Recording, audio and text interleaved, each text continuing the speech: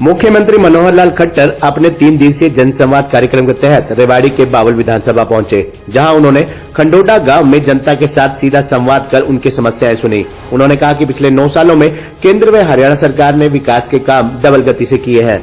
इस दौरान आमजन के जीवन को सुगम बनाने के लिए सिस्टम बदलने का काम किया है, जिसके चलते आज लोगों के घर बैठे सरकारी योजनाओं व सुविधाओं का लाभ उन्हें मिल रहा है। मुख्यमंत्री रेवाड़ी जिला में अपने 3 दिवसीय जनसंवाद कार्यक्रम के पहले दिन बावल विधानसभा क्षेत्र के गांव खंडोडा में आयोजित जनसंवाद कार्यक्रम को संबोधित कर रहे थे। इस दौरान गांव में पहुंचने पर फूल मालाओं और पगड़ी बांधकर उनका स्वागत किया गया। मुख्यमंत्री ने आयोजन स्थल पर स्वयं सहायता समूह द्वारा तैयार उत्पादों की प्रदर्शनी का भी अवलोकन किया। इस दौरान मुख्यमंत्री ने दिव्यांगजनों को कृत्रिम अंग भी प्रदान किए। मुख्यमंत्री कनीना से हेलीकॉप्टर के जरिए बावल के खंडोडा गांव पहुंचे। इस अवसर पर मुख्यमंत्री के ओएसडी जवाहर यादव, भाजपा जिलाध्यक्ष Pritam Singh Chauhan, ADGP CID Alok Mittal, Mohammad Imran Raza, SP Deepak Saharan, मुख्यमंत्री के media coordinator Mukesh Vashishth, SDM Rewari Hoshiyar Singh, SDM Bawal Jitendra Singh, DDPO, BDPO, DSW सहित सभी विभागों के अधिकारी और बड़ी संख्या में आसपास के गांव के पंच, सरपंच और गांव के लोग उपस्थित रहे। जनसंवाद कार्यक्रम के दौरान तेज बारिश और धीमी बारिश में भी कार्यक्रम लगातार जारी रहा। सीएम मनोहर लाल ने कहा कि जनता की सुविधा के लिए हमारी सरकार ने ऐसा सिस्टम खड़ा किया है जिससे आज लोगों को अपने कार्यों के लिए भटकना नहीं पड़ता। आज हर कार्य के लिए ऑनलाइन व्यवस्था तैयार की गई है। उन्होंने परिवार पहचान पत्र कार्यक्रम का जिक्र करते हुए कहा कि हर परिवार की जो भी जरूरत है उसे सरकार द्वारा घर बैठे पूरा किया जा रहा है। मुख्यमंत्री अंत्योदय परिवार उत्थान योजना के बारे में मुख्यमंत्री ने बताया कि प्रदेश में स्वाभिमान के साथ 1 लाख रुपए से कम आमदनी वाले परिवारों को स्वरोजगार के लिए प्रोत्साहित किया जा रहा है। इस कार्य के लिए प्रदेश में 1 लाख परिवारों को टारगेट निर्धारित किया गया था। इस लक्ष्य का 50% हासिल किया जा चुका है। खंडोडा निवासी आज इतनी बड़ी मात्रा में आज के सायकाल यहाँ एकत्र हुए हैं, मैं सबका अभिनंदन करता हूँ। और मैं बता रहा था कि पिछले 9 साल से सेंटर में नरेंद्र मोदी जी और स्टेट में हम लोग, उसमें हमारे बनवारी लाल जी समेत हमारा पूरा मंत्रिमंडल, सारे विधायक मिल करके आपकी सेवा कर रहे हैं। और इसमें जो मुख्य बातें हैं वो मैं आपको बता रहा हूँ, फिर कुछ आपकी सुन लूंगा। एक तो जितने विकास के काम हैं, अब यहाँ चूंकि ये गांव तो बहुत दूर है, हरियाणा का आखिरी गांव इस साइड में पड़ता है, आगे राजस्थान आ जाता है। यहाँ पता नहीं उस विकास के दर्शन होते हैं कि नहीं होते हैं, लेकिन जिनको थोड़ा सा दिल्ली जाने का, चंडीगढ़ जाने का या नारनौल जाने का या फिर भिवानी जाने का जरा मौका मिलता है या फरीदाबाद जाने का, वो सब देखते हैं कितना सड़कों का जाल बिछा हुआ।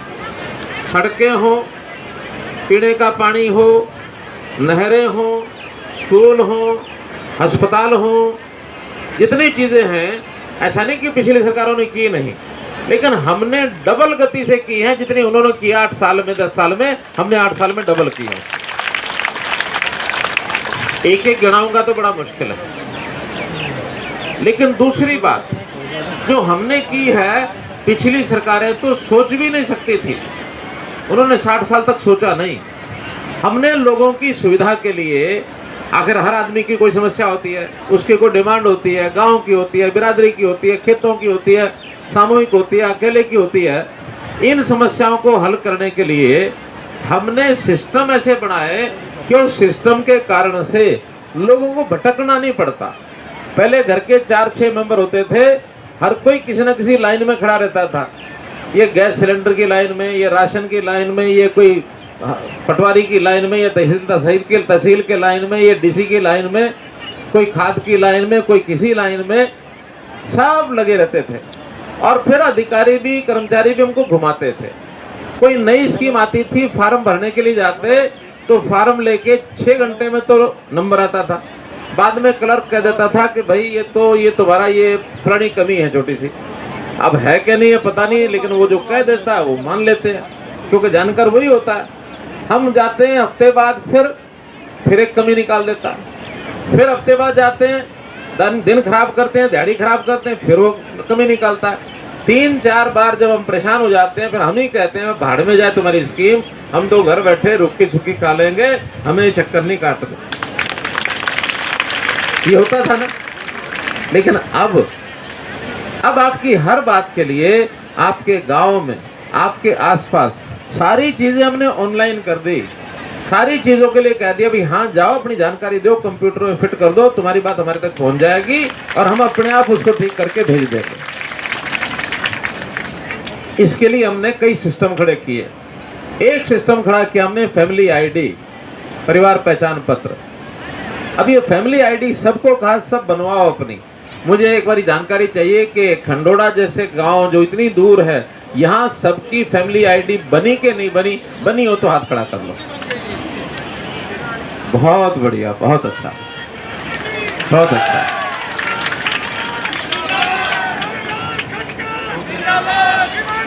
और ये फैमिली आईडी एक ऐसा जिसको कहना चाहिए कि जादू का तीर हमने चलाया है कि कोई इसको रोक नहीं पाएगा, कोई रोक नहीं पाएगा इसको। और इसके कारण से लोगों की सुविधा घर बैठे मिलेगी, किसी को चक्कर नहीं काटने। केवल फैमिली आईडी बता दो, आपकी जो जरूरत है वो देख लेंगे। हमें भी देखना की जरूरत है कि नहीं है। अभी तक क्या होता था, जरूरत जिसकी है वो तो ले नहीं पाता था, और जिसकी जरूरत नहीं होती थी वो सबसे पहले ले जाता था, क्योंकि हमारे पास कोई पहचान ही नहीं थी। अब हमारे पास हर परिवार का एक खाता है कि इसके कितने मेंबर हैं, छोटे बड़े कितने हैं, पढ़ते कितने हैं, बुजुर्ग कितने हैं, पेंशन कितनों को मिलती है, रोजगार कितने करते हैं, बेरोजगार कितने हैं, खेती कितने करते हैं, नौकरी कितने करते हैं, मजदूरी कितने करते हैं, सब पता। और जब हमें लगता है कि ये ऐसे परिवार हैं, गरीब परिवार, इनको बुला के कुछ देना है, तो फिर हम उनको फोन करके बुलाते हैं। अब हमें एडवर्टाइजमेंट नहीं करना पड़ता। हमने जब देखा कि जिनकी आमदन 1 लाख रुपए से नीचे है, उनमें से किसी एक आदमी को रोजगार दिलाओ।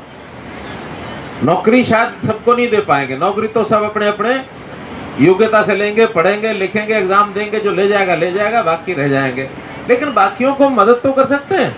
हमने पूछा क्या कर सकते हो? कोई बहन कहती है मैं तो सेल्फ हेल्प ग्रुप में और मेंबर बन के और ये काम कर सकती हूँ, या नया सेल्फ हेल्प ग्रुप बना सकते हैं। हमने नए सेल्फ हेल्प ग्रुप बना दिए। कोई पुरुष कहता है कि मैंने तो गाँव में आज तक खेती के साथ कुछ ना कुछ मजदूरी की है, मैं तो भैंस बांध सकता हूँ, गाय बांध सकता हूँ, मुझे लोन दिला दो। उसको लोन दिला दिया। किसी ने कहा गांव में मेरे मकान में एक दुकान बाहर पड़ी है, कुछ सामान खरीद के दुकान कर सकता हूँ, हमने उसको दुकान दिला दी। कोई रेडी लगाना चाहता है, रेडी लगवा दी। 10,000 से लेकर के 2 लाख तक, 10,000 से 2 लाख तक के हमने जो ऋण है वो दिलवाए लोगों को। 1 लाख लोगों का टारगेट है, 50,000 तो मिल चुका है। और मैं अगर आपके गांव का बताऊं कि उसमें से कितने लोग हमने सिलेक्ट किए थे, शायद मेरे पास वो लिखा हुआ होगा।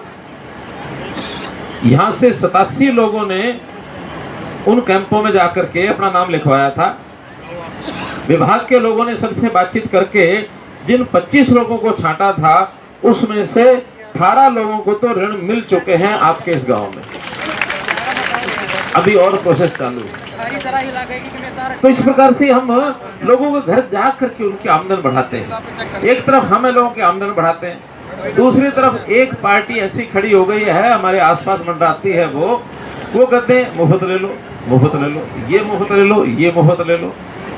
हम लोगों को रोजगार दिलाते हैं, उसमें से कमाओ और खाओ, वो मुफ्त का देते हैं। अब आप बताओ, मुफ्त का लेके खाना ठीक या रोजगार करके कमा के खाना ठीक? बोलो कौन सी बात ठीक है? रोजगार के मुफ्त में तो नहीं, मुफ्त वाले भी आएंगे देने के लिए।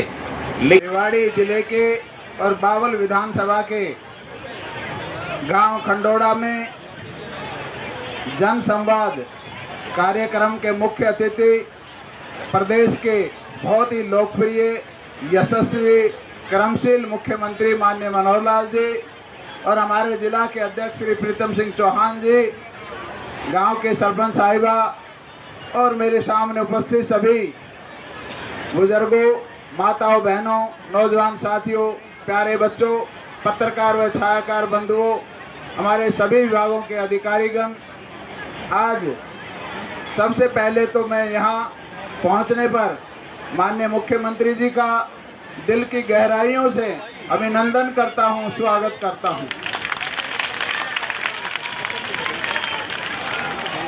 और आज खंडोड़ा गांव के लिए एक बहुत ही ऐतिहासिक और खुशी का दिन है। मैं आप लोगों को बताना चाहता हूँ और आप लोगों को पता भी है आज से पहले इस गांव के अंदर कोई मुख्यमंत्री नहीं आया और आज माननीय मनोहर लाल जी इस गांव के अंदर आए हैं, तो इससे बड़ी खुशी की बात खंडोड़ा गांव के लिए नहीं हो सकती। और दूसरी बात, हेलीकॉप्टर से नहीं आए होंगे। लोगों को एक हेलीकॉप्टर का भी चाव रहता है कि भी हेलीकॉप्टर देखें, उसके लिए भी आप लोगों को बहुत बहुत बधाई। और पिछले 8.5 साल के अंदर प्रदेश सरकार ने माननीय मनोहर लाल जी के कुशल नेतृत्व में जिस तरह से व्यवस्था परिवर्तन का काम किया है और व्यवस्था परिवर्तन करके जो लोगों के जीवन को सुगम किया है, जितनी भी हमारी सर्विसेज थी उनको ऑनलाइन किया और ऑनलाइन करने के 2 फायदे हुए। एक तो भ्रष्टाचार कम हुआ, दूसरा आप लोगों को घर बैठे वो सुविधाएं मिल जाती हैं। पहले आप लोग, काफ़ी बुजुर्ग लोग भी यहाँ बैठे होंगे, कांग्रेस के समय में 1000 रुपये पेंशन मिलती थी, लेकिन वो कागजों में ही मिलती थी। किसी ने पूरी पेंशन मेरे ख्याल से नहीं ली होगी। लेकिन आज माननीय मनोहर लाल जी की सरकार में अगर 2750 रुपये चलती है तो 2750 ही मिलेगी, एक नया पैसा आपका कोई काट नहीं सकता। तो ये भ्रष्टाचार कम हुआ कि नहीं हुआ? और आपके चाहे स्टाइपेंड हो बच्चों का, चाहे और दूसरी सुविधाएं या लाभ हमारी सरकार के, वो सब आपको डायरेक्ट आपके खाते में जाते हैं। तो ये आपके लिए बड़ी अच्छी बात है, क्योंकि आपको कहीं धक्के नहीं खाने पड़ते। आज किसानों को जो फसल बीमा मिलता है, फसल के जो नुकसान होता है उसका जो मुआवजा मिलता है आपको घर बैठे मिल जाता है। नहीं पहले चक्कर काटते रहते थे और 5-5, 10-10 रुपए का चेक भी हमने देखा, आप लोग इस बात के गवाह हैं। लेकिन आज माननीय मनोहर लाल जी की सरकार में 12,000 रुपये प्रति एकड़ के हिसाब से सरकार मुआवजा दे रही है और आपको कहीं घूमना फिरना नहीं पड़ता, आप घर बैठे उसका फ़ायदा उठा सकते हो। और ये जो हमारा दक्षिण हरियाणा का क्षेत्र है, इसमें बाजरा सबसे ज़्यादा होता है और बाजरे का जो रेट है वो गेहूं से भी ज़्यादा है। 2,500 रुपये प्रति एकड़ का जो रेट है, प्रति क्विंटल का जो रेट है, इससे पहले किसी सरकार ने खरीदा ही नहीं, और खरीदा तो इतना भाव नहीं दिया जो आज माननीय मनोहर लाल जी दे रहे हैं। और उसमें भी अगर रेट कम होता है तो भावांतर करके किसान की पूर्ति की जाती है। और इस दक्षिणी हरियाणा के लिए जो पानी, जो डार्क जोन की, सारा ये दक्षिणी हरियाणा डार्क जोन में आता है और पानी की पीने की भी और खेती की भी, दोनों ही पानी की बड़ी समस्या थी। लेकिन माननीय मनोहर लाल जी ने आते ही जो हमारा 143 करोड़ रुपए दे करके सारी नहरों की मरम्मत करवाई, पंप वगैरह ठीक करवाए, सारी चीज़ें ठीक करवाने के बाद आज टेल तक पानी पहुंचाने का काम किसी ने किया है तो माननीय मनोहर लाल जी ने किया है। खबरनामा हरियाणा के लिए रेवाड़ी से विशालपुरी की रिपोर्ट।